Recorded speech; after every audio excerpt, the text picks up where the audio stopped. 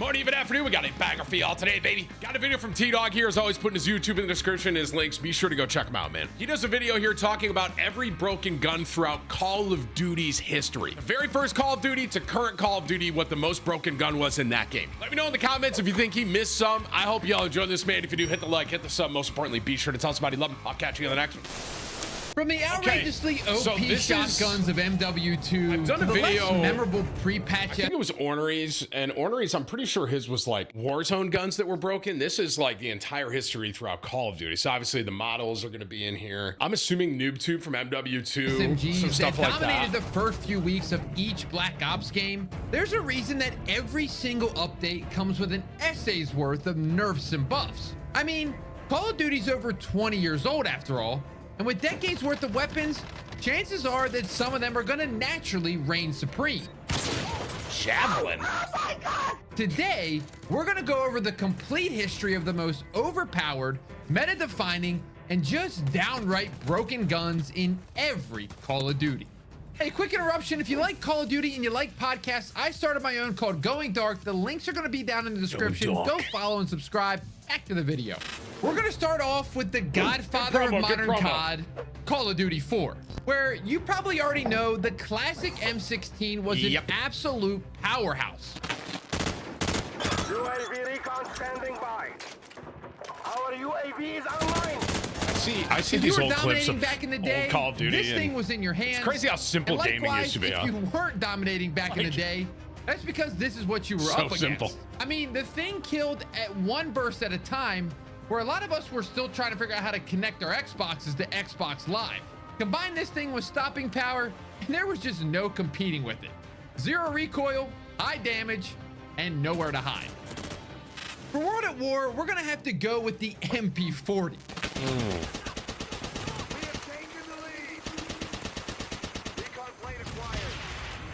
It's hard to even mention World at War without bringing up the infamous Juggernaut and MP40 combination that has plagued these lobbies for years.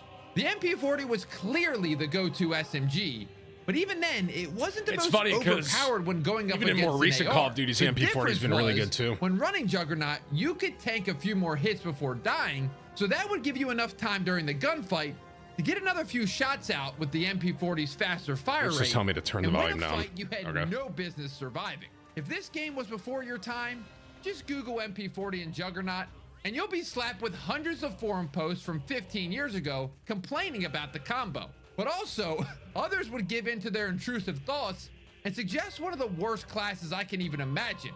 MP40, Juggernaut, Bouncing Betty, and Marty Dom. I was guilty of running Bouncing Betties. The original and Modern Warfare I say 2 Martyr Dom. I has guess gone it's down in history as Marty one of the Dom. most Martyrdom. broken and unbalanced multiplayer games ever. NoobTube. There were zero recoil ARs, constantly replenishing noob tubes, a completely broken melee system. But for this list, Models. I want to specifically highlight the Model 1887. These things were unbelievable, dude.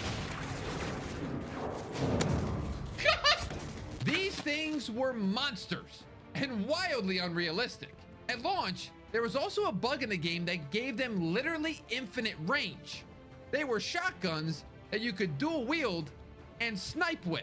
It was so bad that this is one of the first times ever that COD had to release a balancing update to address the issue. Now, they were still pretty OP even after the change, but in a sea of overpowered nonsense, at least it felt at home. Now on to Black Ops 1. You might immediately be thinking about the FAMAS, which was pretty much everyone's go-to assault rifle. But even worse than that, in my opinion, was the AK-74U. Interesting. I called that one. Wow. This was one of my favorite guns, bro. I ran this with gas grenades. I was so toxic, bro. So toxic. Now, it absolutely shredded on its own. But then, if you added rapid fire to that thing, it just took it to a whole nother level. Try naming even another SMG that would compete with this Titan. And unlike MW2, this was my favorite gun. Never went back and rebalanced things. So if you somehow were able to find a lobby on this old girl today, chances are lobbies are going to be haunted by AK-74U sweats. In Modern Warfare 3, the original one, we're going to go with the ACR. Okay. ACR was a very good gun for MW3. I can't really Honestly, think of looking back on this game, there wasn't too different much one, I would blatantly say. overpowered in terms So, of weapons, I guess which he's is right. nothing short of amazing considering how MW2 ended up. But the ACR was clearly the favorite assault rifle that year.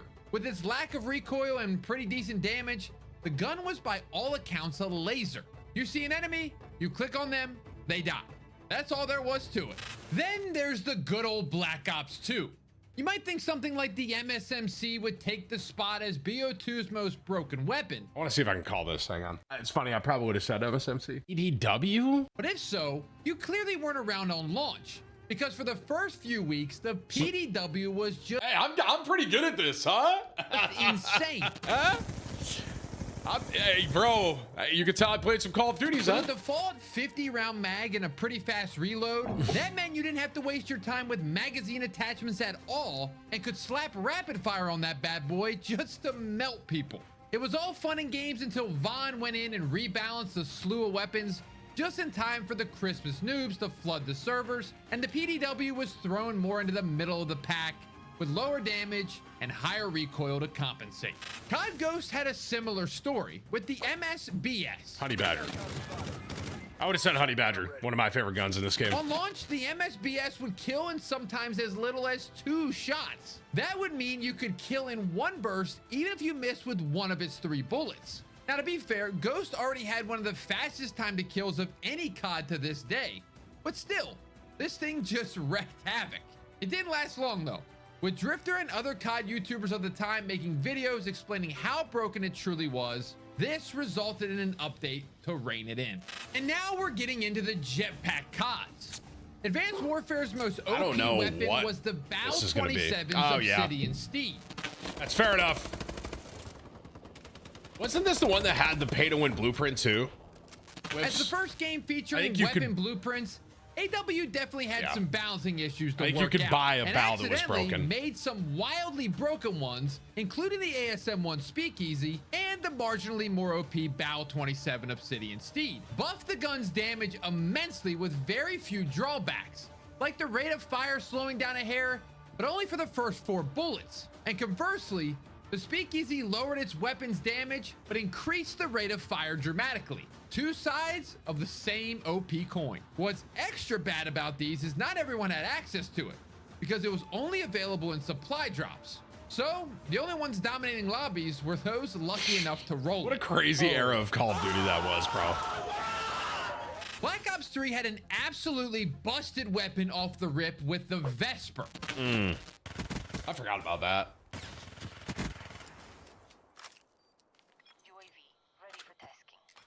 It had it all. High rate of fire and solid mobility, letting you get the jump on enemies before they even realized you came around the corner, and next to no recoil. So even though its damage would fall off at range, just the sheer number of bullets you were quickly able to pelt your enemies with meant it could compete with ARs and sometimes even snipers. It completely destroyed lobbies before it had its recoil increased, and honestly it turned into a bit of a pea shooter. Let's give a quick forgot about honorable BO3 mention, for though, some to the reason. Brecci, which unlike the Vesper, wasn't hit with a sweeping nerf and still dominates in the game right now. And now for Infinite Warfare with the OSA. You want to talk about a game that I don't think I played hardly at all? I wasn't Infinite Warfare. Wait, can you look up when Infinite Warfare came out? I want to say this was like when I was like heavy into Fortnite or something. Maybe even Overwatch. The OSA was one of a handful of classic weapons. 2016, that was Overwatch, yeah. With it based off the Ghost ARX, I hardly played Infinite Warfare, bro. I played it like once. Insane TTK, with it dealing a bit too much damage for its already high fire rate. The OSA could be found in almost every lobby. If you need more proof, it was even banned from competitive that year simply because no one wanted to use anything else. Accompanying IW that year was Modern Warfare Remastered. And let's be honest, we all played this game instead, right? I was gonna say, Infinite Warfare is the worst Call of Duty, right? We all agree with that. Development actually added a ton of new weapons to the sandbox throughout the year, but still, the trophy for most broken gun in the remaster It's obviously the also M16. has to go to the M16.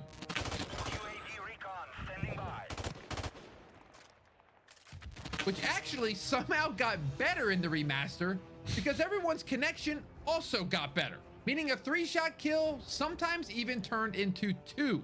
Next, Call of Duty brought us back to World War II and appropriately named the game COD World War II.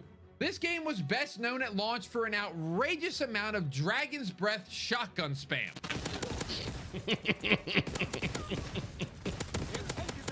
W, dude.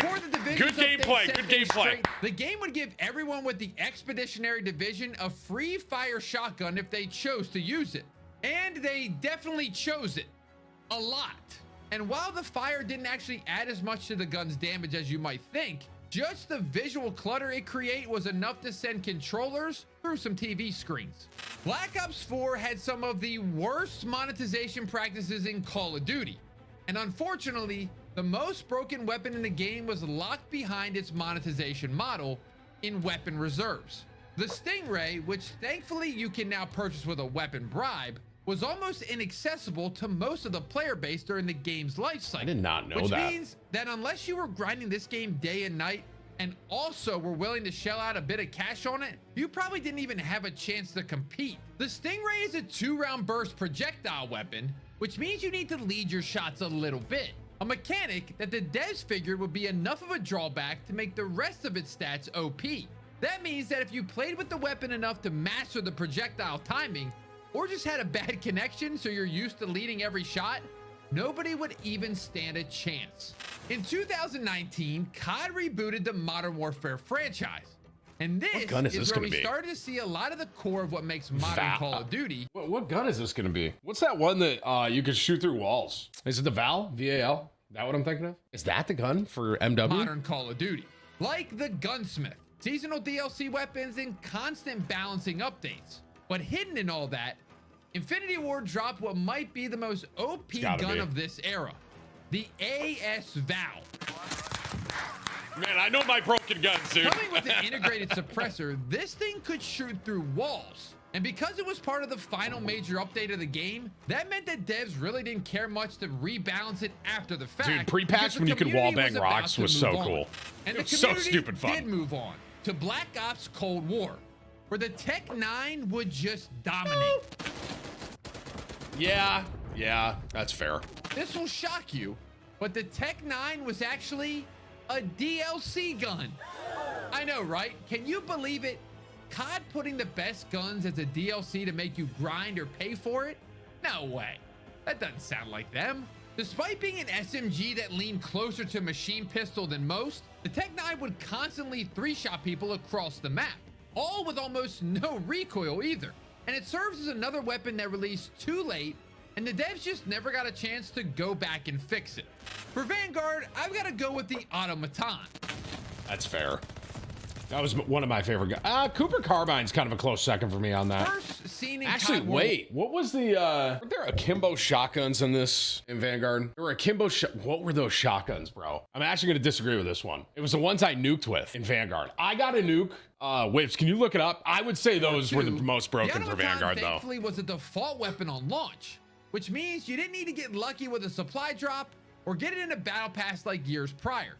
Not only was the Automaton great in pubs, but it was so good, the pros were using it all over the competitive scene. Shout out Boston Breach. We're also going to do a quick honorable mention to Warzone 1 as a whole. With 3 entire years of changing metas, it's tough, but I think the DMR has to take the spot. I would have said that or the Val. I mean, what else can I even say? I think this gameplay is speaking for itself. Oh my God. All the same classics of the previous weapons on the list. Low recoil, He said that because I'm ass tons of and I got to kill like that, and the you think? ability to 3-tap people from hundreds of meters away. But now, in Warzone, where each death means so much more than regular old multiplayer, this led to some of the most frustrating lobbies in the game's tenure. Combat shotgun. This was also during the peak of Warzone. That was the one from Vanguard. And let me tell you, the DMR plus hackers, not a very fun experience at all. Next, we're coming up on Modern Warfare 22. And this, we're gonna go with the Vaznev.